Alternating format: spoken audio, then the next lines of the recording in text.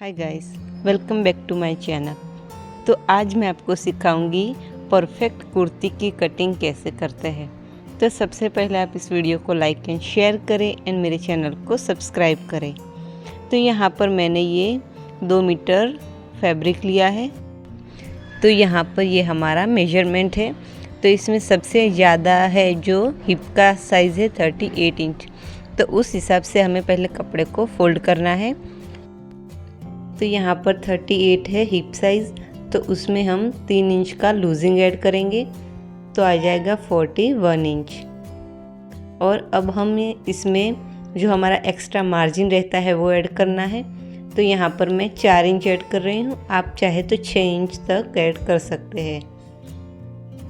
तो इस तरह से आ जाएगा हमारा 45 इंच।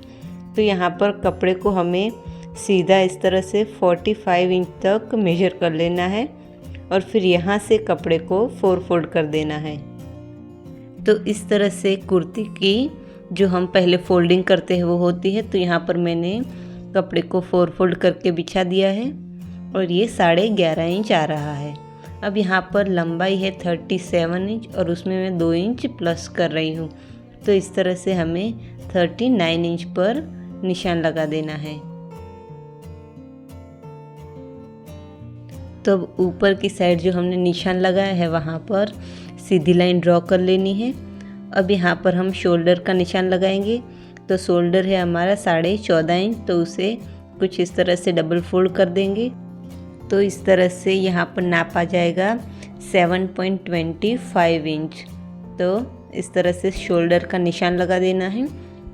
तो ये बैक साइड से पैक नेक होता है, उसके लिए ये मेजरमेंट था। और अब हमें शोल्डर का निशान लगाना है जो है 6.5 इंच। तो अगर हमें कम ज़्यादा पड़ेगा तो फिर हम इसे बाद में एडजस्ट कर लेंगे। और अगर आपका बैक साइड का जो नेक है वो डीप है तो उसका मेजरमेंट अलग होगा, उसमें आपको शोल्डर को इस तरह से पूरा हाफ करके नहीं लेना है। तो अब यहाँ पर मैंने आर्म होल पर ये निशान लगा दिया है।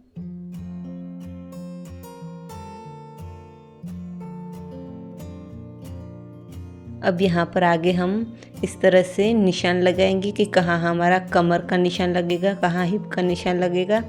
तो इस तरह से 10 इंच पर हम चेस्ट का निशान लगाएंगे, 14 इंच पर लगाएंगे कमर का निशान और 20 इंच पर लगाएंगे हिप का निशान। तो यहाँ पर 10 इंच पर मैंने चेस्ट का निशान इसलिए लगाया है क्योंकि हमारी अपर चेस्ट और जो लोअर चेस्ट है उन दोनों में नाप में काफ़ी ज़्यादा डिफरेंस है, इसलिए मैं दोनों का नाप अलग अलग हमें लेना पड़ेगा। तो यहाँ पर अपर चेस्ट का नाप है 34 इंच और लोअर चेस्ट का नाप है 36 इंच।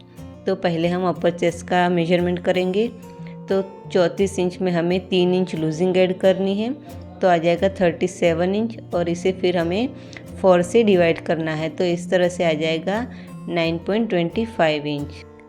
तो अभी यहाँ पर सेम इसी तरह से हमें चेस्ट का नाप भी मेजर करना है। तो चेस्ट है हमारे 36 इंच, उसमें हमें 3 प्लस करना है तो आ जाएगा 39 इंच और फिर इसे 4 से डिवाइड करना है तो आ जाएगा 9.75 इंच। तो अब यहाँ पर हमें पहले अपर चेस्ट का निशान लगाना है जो है 9.25 इंच और फिर लोअर चेस्ट का निशान लगाना है जो है 9.75 इंच। तो इन दोनों में इस तरह से हाफ इंच जितना डिफरेंस आ जाता है। तो अब यहाँ पर इसी तरह से कमर का नाप है 33 इंच, उसमें हमें 2 ही प्लस करना है, 2 इंच की ही लूजिंग रखनी है तो आ जाएगा 35 इंच और उसे 4 से डिवाइड करना है। तो इस तरह से 8.25 इंच आ जाएगा। तो यहाँ पर अब हम हिप का मेजरमेंट करेंगे। तो हिप का मेजरमेंट है हमारा 38 इंच, उसमें हम 3 इंच प्लस करेंगे तो आ जाएगा 41 इंच। अब उसे 4 से हम डिवाइड करेंगे तो आ जाएगा 10.25 इंच। तो यहाँ पर इस तरह से निशान लगा देना है। अब इन सारे निशानों को हमें कुछ इस तरह से मिला देना है।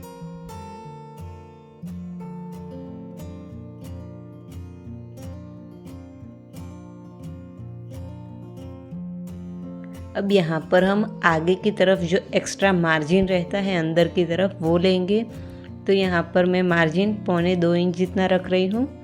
यहाँ पर भी 1.25 इंच रखना है और जो हिप का हमारा चाक फोल्ड होगा वहाँ पर 1 से आप 1.5 इंच जितना मार्जिन रख सकते हैं, उससे ज़्यादा नहीं रखना है।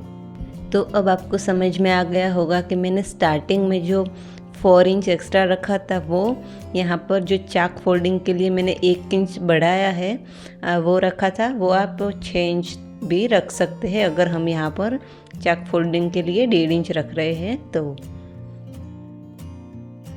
अब यहाँ पर हम आर्म होल का मार्किंग कर लेंगे। तो यहाँ पर कॉर्नर से मैं 1 इंच जितनी एक लाइन ड्रॉ करूँगी और फिर यहाँ पर फ्रेंच कर्व की मदद से आर्म होल का शेप ड्रॉ कर लूँगी। तो इस तरह से ये बैक आर्म होल ड्रॉ हो जाएगा। अब यहाँ पर हमें फ्रंट आर्म होल ड्रॉ करना है। तो पहले इसका हाफ करना है और हाफ में एक निशान लगा देना है। अब अंदर की तरफ 1/2 इंच पर हमें अंदर जाना है फ्रंट आर्म होल के लिए। इस तरह से एक लाइन ड्रॉ करनी है। फिर हमें बाकी का राउंड शेप जो आता है वो ड्रॉ कर लेना है। यहाँ पर मैं हाथ से आपको ड्रॉ करके बताती हूँ। तो यहाँ पर आप देख सकते हैं हम हाथ से भी एकदम परफेक्ट आर्म होल ड्रॉ कर सकते हैं। अब यहाँ पर मैं नेक की चौड़ाई रख रही हूँ 3.25 इंच और यहाँ पर शोल्डर को 1/2 इंच जितना डाउन करना है, क्योंकि बैक साइड में हमने डीप नेक नहीं बनाया है इसलिए। तो अब इसकी कटिंग कर लेनी है। तो पहले हम बाहर की साइड जो आर्म होल है बैक साइड का वो कट कर लेंगे। तो यहाँ पर मैंने आर्म होल मेजर किया है तो वो 7.5 इंच आ रहा है और हमें चाहिए 8 इंच। तो अब हम इसे बाद में एडजस्ट कर लेंगे। तो वो भी मैं आपको दिखाती हूँ कि अगर आपका आर्म होल कम पड़ गया है तो उसे किस तरह से एडजस्ट करते हैं। तो यहाँ पर मैंने मेजर किया है तो ये 7.5 इंच आ रहा है।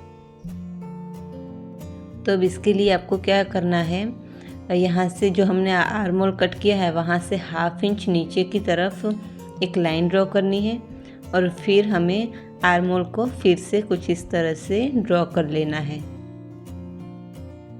और फ्रंट आर्म होल को भी ड्रॉ करना है और फिर हमें फिर से इसकी कटिंग कर लेनी है। इसमें कोई प्रॉब्लम नहीं होगी, आप इस तरह से कर सकते हैं। अगर आपने कुर्ती स्टिच कर दी तो फिर आपको ये टाइट पड़ेगा।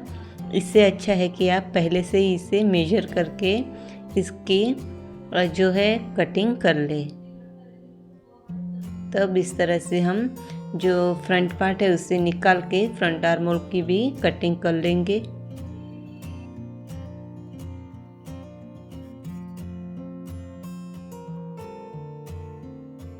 तो अब यहाँ पर हम स्लीव की कटिंग करेंगे। तो उसके लिए मैंने कपड़े को 4 फोल्ड करके लिया है और यहाँ पर स्लीव की लंबाई है 14 इंच।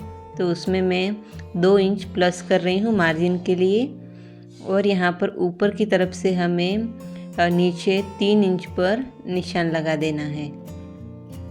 और यहाँ पर हमने आर्म होल मेजर किया था जो आ रहा था 8 इंच। तो कॉर्नर से लेते हुए जो 3 इंच हमने निशान लगाया है वहाँ तक हमें 8 इंच मेजर करना है। फिर आगे की साइड हमें 2.5 इंच पर निशान लगाना है। अब इन दोनों निशानों को इस तरह से तिरछे में एक लाइन में ड्रॉ करना है। इस तरह से बिगनर्स भी होंगे तो आसान तरीके से स्लीव की ड्राइंग कर सकेंगे। अब यहाँ पर जो थोड़ा सा कॉर्नर जैसा बनता है वहाँ पर हमें राउंड शेप ड्रॉ कर लेना है और ये नीचे की साइड भी एक गहराई का शेप ड्रॉ करना है। आगे की तरफ 2 इंच मार्जिन रखना है।